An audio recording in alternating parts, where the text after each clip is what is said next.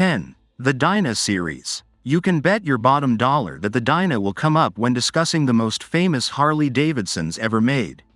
Since its introduction in 1991, the Dyna has been the go-to model for ardent Harley fans worldwide. They were enjoyable, reasonably priced, and easily customized to suit individual preferences. They established a new benchmark for the ability of mid-sized cruisers to function as high-performance throttle monsters. Over the years, the Dyna family gained several more members: the Street Bob, Low Rider, Wide Glide, Super Glide, Fat Bob, and Switchback. In 2017, Harley Davidson chose to switch to the current Softail design, and the Dyna was taken out of production. Even though the Softail portfolio included several previous Dyna models, pre-owned Dynas are still the preferred model among fans.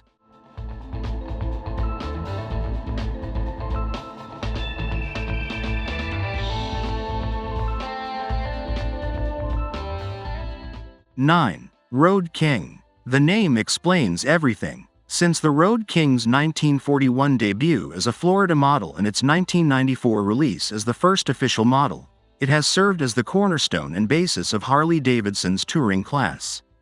The Road King's main design objective was comfort. It can withstand long stretches of continuous riding on the highway for long cross-country road trips without tiring out the rider. Other features include a detachable windshield for added protection, 2 hard saddlebags for storage, and an extra-large saddle that can accommodate 2 people, making the bike feel like a couch. The Road King is the epitome of simplicity. It contains everything you need and nothing you don't. Harley-Davidson would eventually add the Street Glide and Road Glide, the siblings that wore fairings, to the lineup. However, the Road King continues to be the brand's touring class pioneer.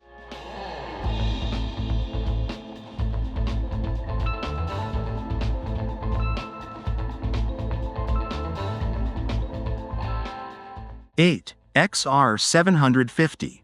Many Harley riders nowadays are not aware of the brand's history in the racing world. Fortunately, a large number of riders that crossed the finish line rode the XR 750. The American Motorcyclist Association claims that during its existence, this particular motorbike has won the greatest races. A 748cc air-cooled V-twin engine that developed 82 horsepower and could attain a peak speed of 115 miles per hour was included in many of the early versions. It's safe to say that this bike was already doing better than one may have expected for a lightweight racer intended for both dirt and flat track use. Manufactured between 1970 and 1985, this motorcycle is recognized in AMA history as the most prosperous racing motorbike ever. Evel Knievel rode the exact same motorbike up until his last leap in 1977.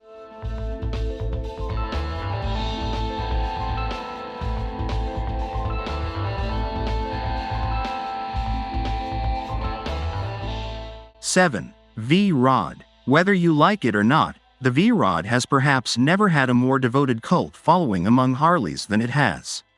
The idea for this motorbike came from the combination of Porsche's sophisticated engineering and Harley-Davidson's eye for street-style muscle.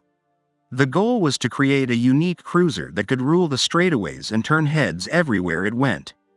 This cruiser had a low seat, forward-positioned controls, a huge back wheel, a narrow front wheel, a Porsche liquid-cooled engine, and a fuel tank hidden behind the seat.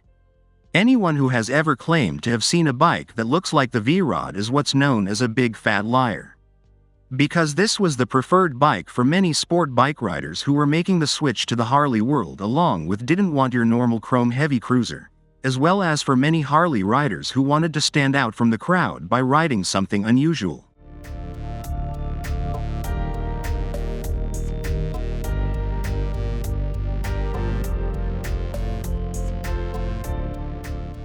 (6) Knucklehead. Although officially referred to as the L model, it was eventually given the moniker Knucklehead because of the 1930s V-twin engine's nomenclature. You may quickly transport yourself back to those classic Americana times just by glancing at it, when neighborhood kids were playing baseball along with housewives were placing apple pies on windowsills. Due to the company's haste to release the motorbike to the public, the Knucklehead had a rough beginning that included several oil leaks and little problems. However, the L quickly became one of Harley Davidson's most dependable motorcycles ever made after some tweaking. They are highly sought after by collectors and aficionados, so if you see someone riding one down the street, you best stop and take a picture since you probably won't see one in the wild again for a very long time.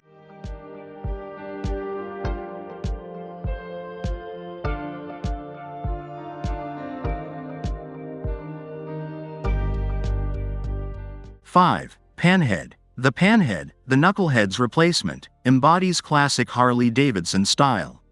Similar to its predecessor, the Panhead got its moniker from the engine's tappet placement and upside-down pan-shaped valve covers.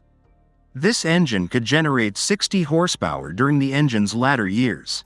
Constructed between 1948 and 1965, the Panhead engines raised the standard for motorcycle powertrains for over 2 decades, as it was the same engine that powered Harley Davidson's Duo and Electra Glides. The bike's basic design made this power even more amazing since it allowed the bike to run at its peak efficiency without being hindered by extra weight. Panheads are becoming highly sought after collectibles among enthusiasts and collectors, with some prepared to part with a substantial sum of money to obtain one.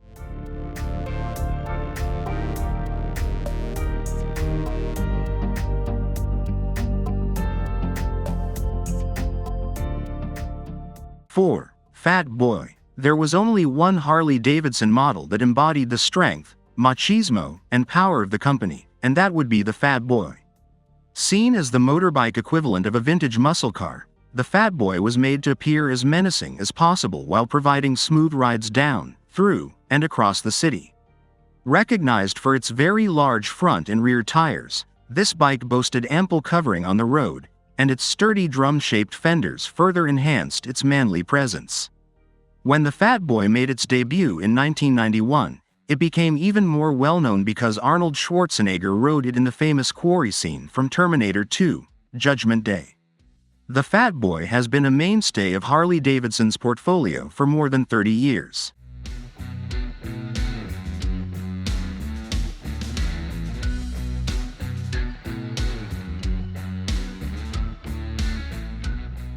Three. Sportster. In 1957, Harley Davidson's introduction of the iconic Sportster marked a significant turning point in the motorcycle industry.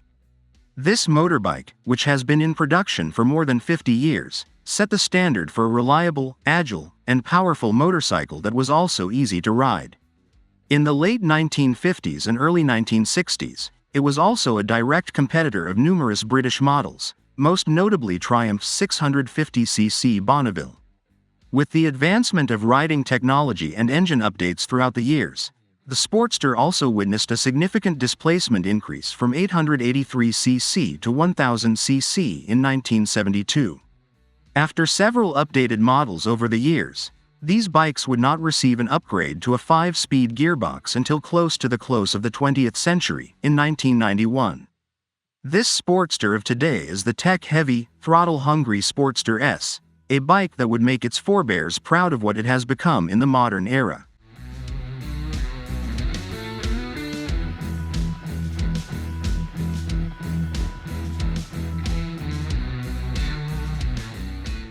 Two. Electra Glide. Elvis Presley, the king of rock and roll, is largely responsible for the Harley-Davidson Electra Glide's surge of popularity.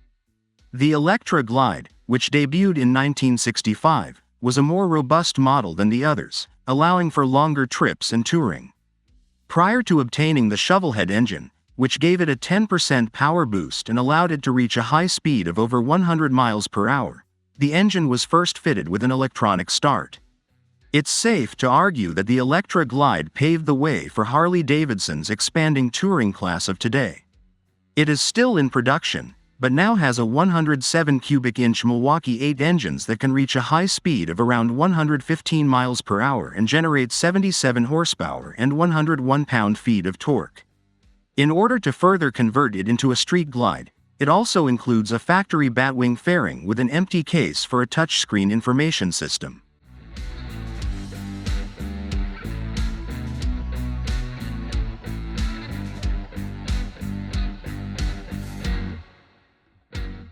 1. Model 11F. In 1915, the United States was in the midst of its First World War. Woodrow Wilson was the president. Ford Motor Company had just manufactured its 1 millionth Model T, and Harley Davidson, then only 12 years old, had just debuted the Model 11F. Even though the 11F still had an engine-powered appearance, it was a huge thing at the time. Taking into account that it had electrical illumination and a 30 cubic inch V-twin with a 3-speed gearbox. For context, the majority of motorbikes at this time were single-speed vehicles.